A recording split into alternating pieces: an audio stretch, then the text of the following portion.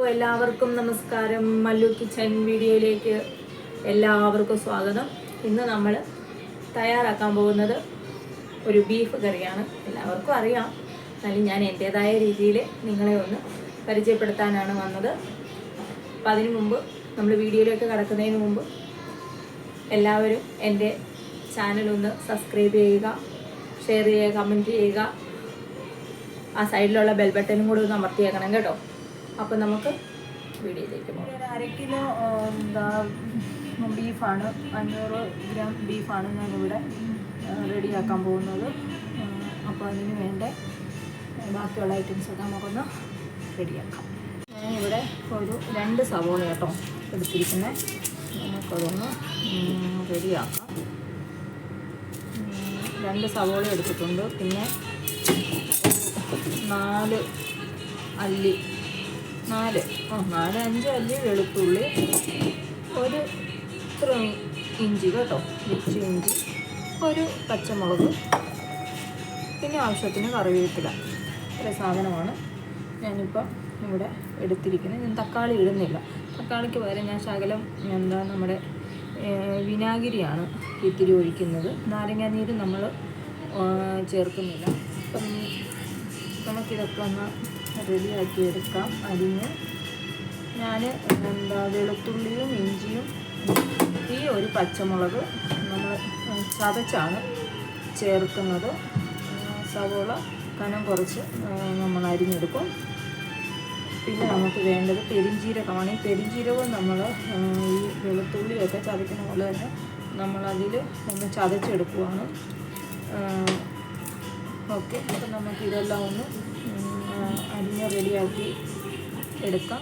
അപ്പം നമ്മുടെ സവോള, ഇഞ്ചി, വെളുത്തുള്ളി ചതച്ചത്, പച്ചമുളക് ചതച്ചത്, പെരിഞ്ജീരകം ചതച്ചു, പിന്നെ കറിവേപ്പില. ഇനി നമ്മൾ ഇതിനകത്ത് ചേർക്കേണ്ടതെന്ന് പറഞ്ഞാൽ കടുക് നമ്മൾ ചേർക്കുന്നില്ല കേട്ടോ. കടുകിന് പകരം നമ്മൾ ഉലുവയാണ് ചേർക്കുന്നത്. അപ്പം നമുക്ക് കുറച്ച് ഉലുവ, പിന്നെ 2 ഏലക്കയാണ് നമ്മൾ ചേർക്കുന്നത് കേട്ടോ. അതുപോലെ നിങ്ങൾക്ക് എരിവ് എത്രത്തോളം വേണോ അത്ര നിങ്ങൾക്ക് എരിവ് ചേർക്കും. നമ്മുടെ ബീഫ് ഞാൻ എല്ലോട് കൂടിയുള്ള ബീഫാണ് വെക്കാൻ പോകുന്നത്. അതുകൊണ്ടാണ് ഞാൻ തക്കാളി ഇടുന്നില്ലാണ് പറഞ്ഞത്. എല്ലോട് കൂടിയുള്ള ബീഫാണെങ്കിൽ നമുക്ക് ടേസ്റ്റ് കിട്ടും. അപ്പം നമ്മൾ കുക്കർ അടുപ്പിൽ വെച്ചു, ഗ്യാസിൽ. ഇനി നമ്മൾ വെളിച്ചെണ്ണയാണ് ചേർക്കുന്നത്. ആവശ്യത്തിന് നിങ്ങൾക്ക് എത്രത്തോളം എന്താണോ ആവശ്യമുള്ളത് അത്രയും നിങ്ങൾക്ക് ഒഴിക്കാം. ഒന്ന് ചൂടാവട്ടെ. ഓയിലൊന്ന് ചൂടായി വരുമ്പോഴത്തേക്കിന് നമുക്ക് ഉലുവായും ഏലക്കയും ഇടാം. അപ്പം നമ്മുടെ ഓയിൽ ചൂടായിക്കൊണ്ട് നമുക്കിത് ഏലക്ക ഇടാം. ഏലക്ക ഒന്ന് ഇത്രയും ഇച്ചിരി കൂട്ടി വെച്ചിട്ട് നമ്മൾ ചെയ്യാം. ഇനി നമുക്ക് ഉലുവ കുറച്ച് ഇത്രയും ഉലുവ മതി കേട്ടോ. ഉലുവ നമുക്ക് ചേർക്കാം. കടുക് ചേർക്കുന്നില്ല, പകരം നമ്മൾ ഉലുവയാണ് ചേർക്കുന്നത്. അത് കഴിഞ്ഞിട്ട് നമ്മൾ അതൊന്ന് ചെറിയ ബ്രൗൺ ഷെയ്ഡ് ആകുമ്പോഴത്തേക്കും നമുക്ക് ഇങ്ങനെ ചെയ്തിട്ടുണ്ടോ എന്ന് എനിക്കറിയത്തില്ല.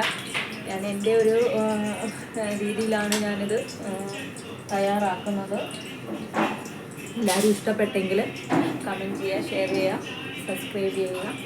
സൈഡിലുള്ള ബെൽ ബട്ടനും കൂടെ ഒന്ന് അമർത്തിയേക്കണം കേട്ടോ. സപ്പോർട്ട് ചെയ്യുക. പറയാൻ പറഞ്ഞത് എൻ്റെ പേര് സജു, ഫുൾ നെയിം സജിനി എന്നാണ്. എല്ലാവരും എന്നെ സജു എന്ന് വിളിക്കും. അപ്പോൾ എല്ലാവരും ഒന്ന് സപ്പോർട്ട് ചെയ്തേക്കണം കേട്ടോ. ഇനി നമുക്ക് ചതച്ച് വെച്ച് നമുക്ക് പിന്നെ ഇഞ്ചി വെളുത്തുള്ളി നമുക്ക് ഇടാൻ വേണ്ടിയിട്ട്. ഇപ്പോൾ കറിവേപ്പില ഇടുന്നില്ല കേട്ടോ. കറിവേപ്പില നമ്മൾ ഇതെല്ലാം ചേർത്തതിന് ശേഷമേ നമ്മൾ കറിവേപ്പില ചേർക്കുന്നുള്ളൂ. ഇതിലൊരു പച്ചമണം ഒന്ന് മാറി, ഇഞ്ചിയും വെളുത്തുള്ളി പിന്നെ പച്ചമണം ഒന്ന് മാറുന്നിടം വരെ നമ്മൾ കഴിഞ്ഞിട്ടാണ് നമ്മൾ അതുവരെ ഒന്ന് ഫ്ലെയിം ഒന്ന് സിമ്മി വെക്കുവാണ്. ഇനി നമുക്ക് ചതച്ച് വെച്ച് നമ്മുടെ പച്ചമുളകും പെരിഞ്ചീരകവും ഇതിലേക്ക് ഇടുക കേട്ടോ. നിങ്ങൾക്ക് ഓയിൽ പോരാ എന്ന് തോന്നുവാണെങ്കിൽ നിങ്ങൾക്ക് ഇതിനകത്ത് ഒഴിക്കാം. എനിക്കിപ്പോൾ പോരാഴികയുണ്ട്, അതുകൊണ്ട് ഞാൻ ഇച്ചിരി കൂടെ ചേർക്കുവാണ്. സവോള വഴണ്ട് വരാൻ വേണ്ടിയിട്ട് പോരാറുണ്ട്.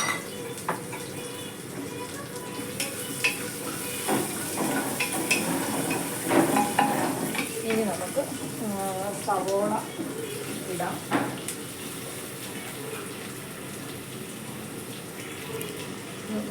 വയ്യ അല്ലേ, നമ്മൾ സവോള ഇട്ട്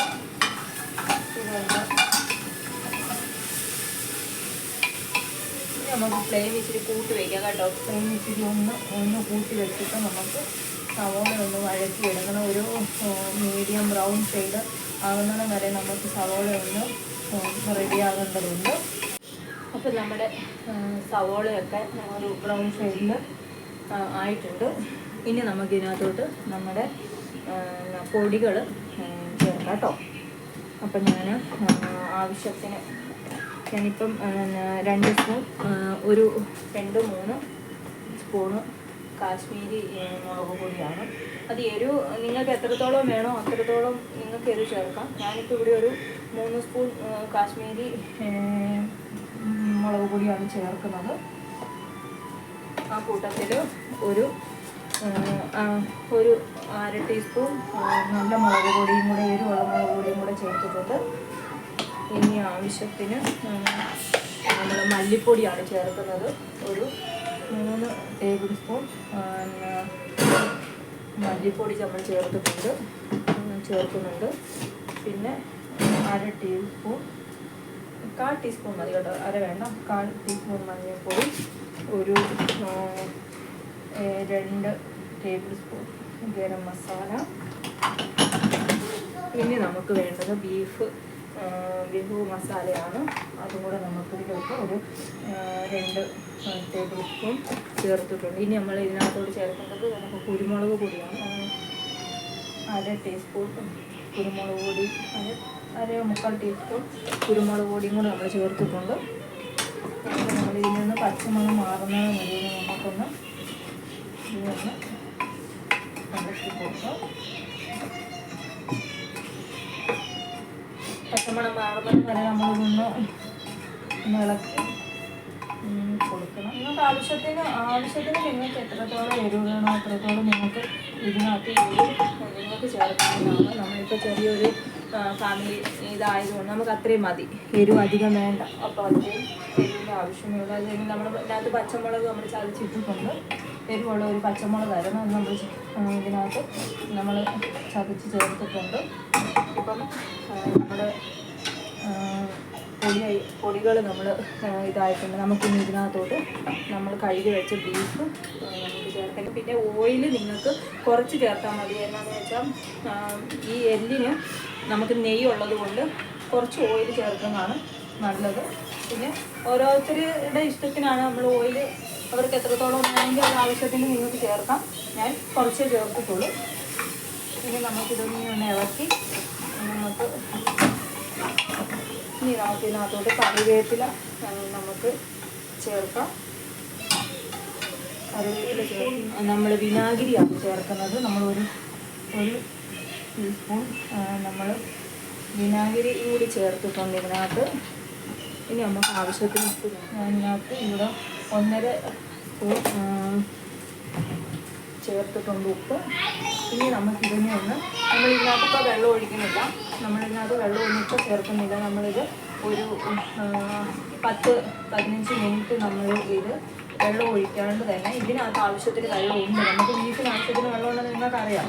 അപ്പോൾ നമ്മളിതൊന്ന് കുക്കിൽ ഇട്ടിട്ട് തന്നെ നമ്മളൊരു ലോങ് ഫ്ലെയിമിൽ നമ്മളിതിനെ ഒന്ന് അടച്ച് വെക്കുക. അതിൻ്റെ വെള്ളം ഇറങ്ങി അതൊന്ന് വേകാൻ പാകത്തിന് നമ്മൾ ഒന്ന് അടച്ച് വെക്കുകയാണ് ഒരു 15 മിനിറ്റ്. 15 മിനിറ്റ് കഴിയുമ്പോഴത്തേക്കിന് നമുക്ക് തുറന്ന് നമുക്കൊരു അരക്കപ്പ് വെള്ളം ചേർത്ത് നമുക്കൊരു 4 വിസിൽ നമുക്ക് അടുപ്പിക്കാവുന്നതാണ്. അപ്പോഴത്തേക്കും നമ്മുടെ ബീഫ് കറി റെഡിയാകും. നമ്മുടെ വിസിൽ വരാറായി. ബീഫ് കറി റെഡി ആയിട്ടുണ്ട്. നമുക്ക് ഒന്ന് നോക്കാം.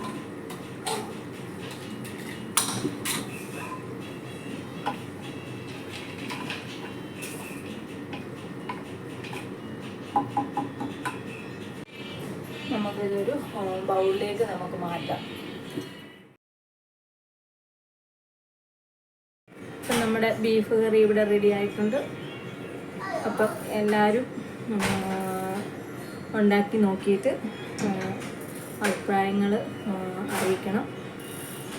എല്ലാവരും ഫോളോ ചെയ്യണം.